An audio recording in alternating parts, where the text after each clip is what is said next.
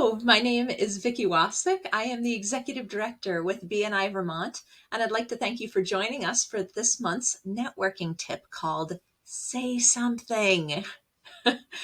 It's going to come as little surprise to you that this kind of marketing we do, relationship marketing, needs a lot of dialogue in order to make it function. The funny thing is that dialogue is always a practice in interpretation. Now, why?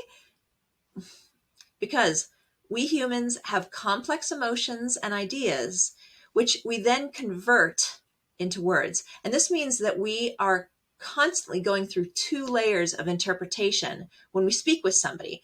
First, my filter when I speak. I'm filtering the words that I'm saying through the way I understand language. And then the person who's receiving what I'm saying is filtering it through the way they understand language. And this means that we're regularly misinterpreting one another. This is normal. And it's why talking with one another day in and day out is very important, because it allows us to build layer upon layer of understanding.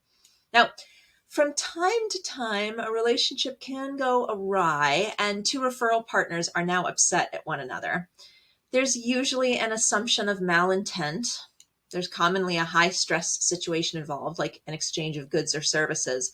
And I'm usually not very surprised to learn that in these situations, one or both individuals have more than this problem in their lives at the moment. This is where I commonly find myself being brought into the conversation. And this is where I see this gnarly communication trend come to the fore again and again in BNI.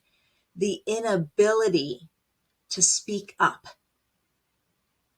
One or both individuals tend to be uncomfortable raising their voice to open the dialogue, whether with the other individual or through a mediator in our chapters, such as our membership committee or our director consultant, or BNI Vermont's got this amazing member services director named Ken Keegler.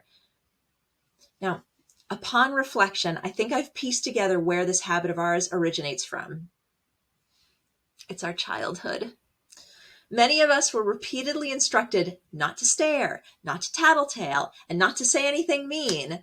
And the result of that repeated training as young adults and young children is that we haven't learned how to conduct a conversation where the stakes are high, which leaves us in what I call a communication void, a place where we have an important experience that needs to be addressed, but we don't have the tools to express the experience and therefore find a solution. So today's networking tip comes to this.